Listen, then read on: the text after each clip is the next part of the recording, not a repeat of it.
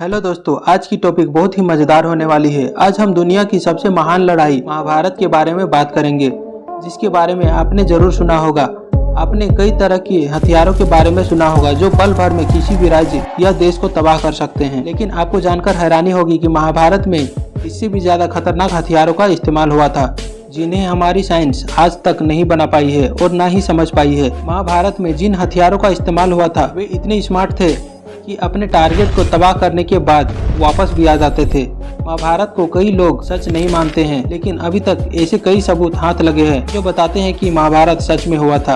आज हम आपको बताने वाले हैं महाभारत में इस्तेमाल किए गए कुछ खतरनाक हथियारों के बारे में। तो दोस्तों, अब हम शुरू करते हैं। नंबर 1, ब्रह्मास्त्र। दोस्तों, पुराणों में ब्रह्मास्त्र को बहुत ही खतरनाक हथियार माना गया है, जिसे भगवान ब्रह्मा ने बनाया था। एक परमाणु हथियार था, इसे देवीय हथियार भी कहा जाता है। ऐसा माना जाता है कि यह अचूक और सबसे भयंकर अस्त्र है। जो कोई भी इस अस्त्र को छोड़ता था वह इसे वापस बुलाने की क्षमता भी रखता था, यानी कि इसको इस्तेमाल करने वाला लक्ष्य को भेजने से पहले भी इसे वापस बुला सकता था।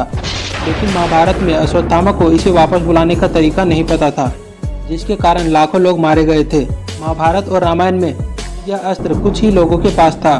ब्रह्मास्त्र की खास विशेषता यह है कि यह अपने दुश्मन का सर्वनाश करके ही छोड़ता था और इसका सामना दूसरे ब्रह्मास्त्र से ही किया जा सकता था।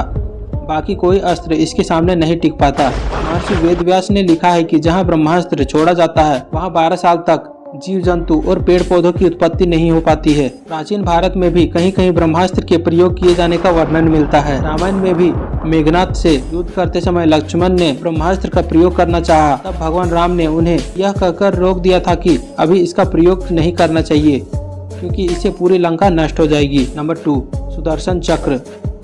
दोस्तों, कहा जाता है कि सुदर्शन चक्र एक ऐसा अस्त्र था जिसे छोड़ने के बाद यह लक्ष्य का पीछा करता था और उसे तबाह कर देता था और वापस छोड़े गए स्थान पर, यानी कि अपने मालिक के पास आ जाता था। इस हथियार को ब्रह्मांड का सबसे खतरनाक हथियार माना जाता है, जो भगवान विष्णु के तर्जनी अंगुली में रहता है। शास्त्रों के मुताबिक इसका निर्माण भगवान शिव ने किया था। सुदर्शन चक्र को पाने के लिए भगवान विष्णु ने हजारों साल तक कठोर तपस्या की थी, जिससे प्रसन्न होकर भगवान शिव ने उन्हें वरदान मांगने को कहा था। तब भगवान विष्णु ने एक ऐसा खतरनाक हथियार मांगा जिसे ब्रह्मांड में मौजूद हर राक्षस को मारा जा सके। इसके बाद ही उन्हें सुदर्शन चक्र प्राप्त हुआ था। सुदर्शन चक्र के निर्माण के बाद भगवान शिव ने इसे श्री विष्णु को सौंप दिया था। जरूरत पड़ने पर भगवान विष्णु ने इसे देवी पार्वती को भी दिया था और भगवान श्री कृष्ण के पास यह देवी पार्वती की कृपा से आया था। एक दूसरी मान्यता के अनुसार यह भी माना जाता है कि भगवान श्री कृष्ण को यह सुदर्शन चक्र परशुराम से मिला था। नंबर 3, त्रिशूल। दोस्तों, त्रिशूल को हिंदू धर्म में आस्था का प्रतीक माना जाता है। यह भगवान शिव का अस्त्र है। जब वे कहीं जाते हैं तो त्रिशूल को अपने पास ही रखते हैं। इस हथियार का इस्तेमाल महाभारत और रामायण दोनों काल में किया गया था। इस अस्त्र का इस्तेमाल करके भगवान शिव ने अपने पुत्र श्री गणेश का सर भी धड़ से अलग कर दिया था। भाले की तरह दिखने वाले त्रिशूल में आगे की ओर 3 तेज धार वाले चाकू लगे होते हैं। आपने देखा होगा कि जहाँ कहीं भी शिवजी का मंदिर होता है वहाँ पर त्रिशूल अवश्य लगा होता है। त्रिशूल को भी एक बहुत ही खतरनाक हथियार के रूप में माना जाता है। नंबर 4, वज्र। दोस्तों, हम सभी जानते हैं कि महाभारत में पांडव और कौरव दोनों ही बहुत शक्तिशाली थे। इस कारण अर्जुन को मारने के लिए कर्ण वज्र का उपयोग करना चाहता था। इसके लिए कर्ण ने एक चक्रव्यूह की रचना भी की थी, जिससे वह अर्जुन को मार सके। लेकिन उस चक्रव्यूह में अर्जुन का पुत्र अभिमन्यु फंस जाता है और वीर गति को प्राप्त होता है। बाद में जब सभी पांडव अभिमन्यु का अंतिम संस्कार कर रहे होते हैं तो भगवान श्री कृष्ण को पता चल जाता है कि कौरव रात में पांडवों पर हमला कर उन्हें मारने का षड्यंत्र रच रहे हैं। इस बात को जानकर वह भीम से उसके पुत्र घटोत्कच को बुलाने को कहते हैं, क्योंकि रात के समय राक्षसों की शक्ति बढ़ जाती है।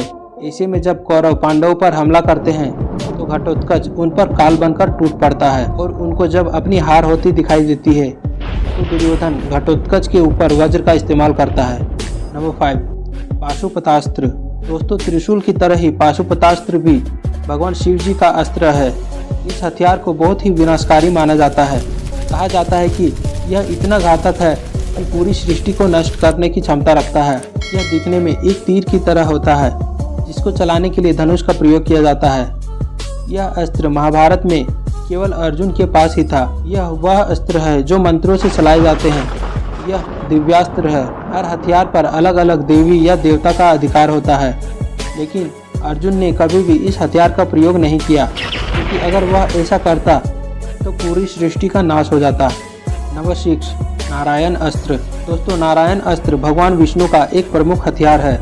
यह अस्त्र भी पाशुपतास्त्र के समान ही खतरनाक है। इस अस्त्र को चलाने के बाद दुनिया में कोई भी शक्ति इसका सामना नहीं कर सकती। इसको रोकने का केवल एक ही उपाय है कि शत्रु अपने अस्त्र शस्त्र छोड़कर नम्रता पूर्वक इसके सामने अपना सर झुका ले और अपना समर्पण कर दे। इस अस्त्र के सामने झुक जाने पर यह अस्त्र नुकसान नहीं पहुंचाता है। महाभारत के युद्ध में अश्वत्थामा ने भीम पर नारायण अस्त्र का प्रयोग किया था। यह अस्त्र बहुत ही प्रचंड था। इस अस्त्र में बहुत ज्यादा गर्मी होती है। धनुष से निकलने के बाद इस अस्त्र ने चारों ओर आग की बारिश कर दी थी, जिससे लोग जलने लगे थे और बचने के लिए इधर उधर भागने लगे। जब अश्वत्थामा द्वारा छोड़ा गया नारायण अस्त्र भीम की ओर तेजी से चलने लगा, लेकिन भीम भी हार मानने वालों में से नहीं थे। वे भी इस अस्त्र का मुकाबला करना चाहते थे। जब भगवान श्री कृष्ण ने यह सब देखा तो वह समझ गए कि भीम इस अस्त्र को नहीं रोक पाएगा। तब श्री कृष्ण उसी वक्त अर्जुन का रथ छोड़कर भीम के पास पहुंचे और उन्हें सारे हथियार डालकर नारायण अस्त्र के सामने झुकने को कहा। जब भीम ने ऐसा किया तो नारायण अस्त्र ठंडा हो गया और वह उनका कुछ नहीं बिगाड़ सका, क्योंकि नारायण अस्त्र उन्हीं को चोट पहुंचाता है जो उनके सामने हथियार उठाकर इससे मुकाबला करते हैं। इस हथियार की एक खास बात यह भी थी कि इसको केवल एक बार ही प्रयोग किया जा सकता था। अगर दोबारा कोई इस अस्त्र का इस्तेमाल करता है तो उसकी अपनी ही सेना खत्म हो जाएगी। नंबर 7, ब्रह्मशिरा। दोस्तों, ब्रह्मशिरा नामक अस्त्र ब्रह्मा जी के द्वारा बनाया गया एक खतरनाक हथियार है। यह अस्त्र ब्रह्मास्त्र से 4 गुना ज्यादा शक्तिशाली था। महाभारत के समय में परशुराम, भीष्म पितामह, द्रोणाचार्य, कर्ण, अर्जुन और अश्वत्थामा को इस हथियार को चलाने का ज्ञान प्राप्त था। यह भी एक प्रकार का बाण ही था और इसको भी धनुष से ही चलाया जाता था।